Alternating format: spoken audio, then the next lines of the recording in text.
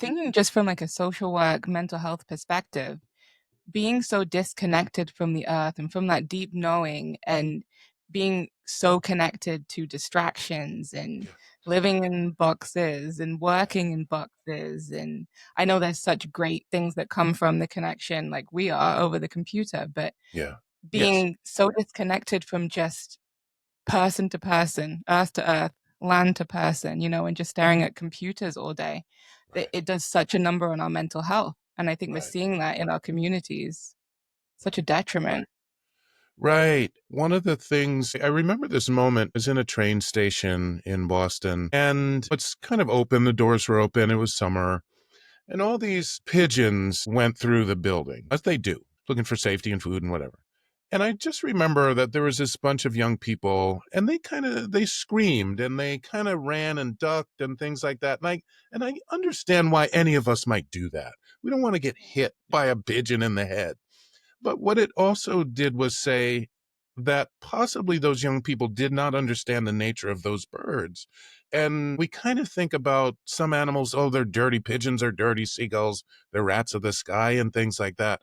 But we don't understand why they're there or the beauty of their being, or that we can learn so much from them. We're repelled by it a lot of times, and I might have said, at a previous time with you all, that one of my in many of my classes, I would take them outside. And there's always this memory of, and I would always look for excuse, and there's always good excuses to take students outside in my book. So I did it. I remember I always invite them to take off their shoes to have a relationship with the earth.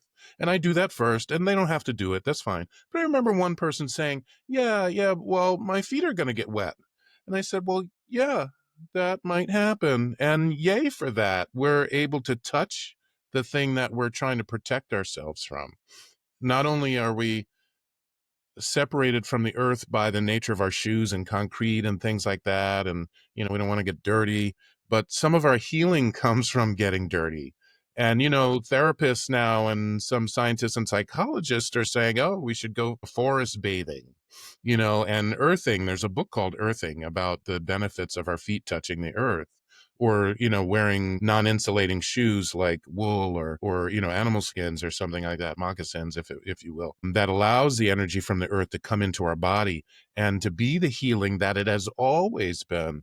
So part of our challenge is to first of all know that these are not new ideas. These are old ideas that the modern world and the European colonial world said, oh, these are bad ways of being. That's non-scientific. That's not this. It's not clean. It's not godly. It's not all that kind of stuff. But as we become curious, and as we study, and as we feel the earth around us and the energies around us, we understand that not only, yes, are they old ways of being and good ways of being, still good ways of being, but they are definitely healing for us in many of the things that we've come to find as problems, like you're saying, the disconnect from earth that we have through media, and yay that we have Zoom. But Mm-hmm. there's a balance that we need to have, and there's a connection that we need to have to earth and the cosmological elements, that helps us to be fully human in all the you know in all the spaces that we can be. Yeah, it really does. I think it brings me also to I created a framework for my own mental health Yeah. personal practice, but when I work with my clients, with 7 elements in it, and nature is such a big part of that, which I say to my clients that if you're not engaging with nature and putting your hands on the earth, putting your feet on the earth, spending time outside, having a relationship with the animals, the trees, all of that, that's a part of your mental health treatment, Absolutely. that having it at a part of your mental health treatment, or having like you need to go forest bathing, it shows us how disconnected we've become because it's now unnatural to us, right? But Right. when we are reconnecting, then it becomes more natural and it is just a part of us because we are nature anyway ourselves, Absolutely. right? So it's reconnecting. So it's not this external thing that we just need to participate in. Like we are it.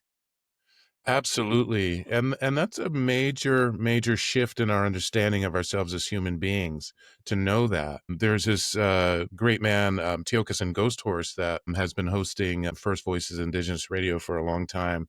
And I've had the honor and opportunity to talk with him on his show. And he informed me, he's a Lakota brother, and had said that that we shouldn't necessarily have peace on earth, but peace with earth, that we're in a relationship with it. We're not like placed here. We are of it.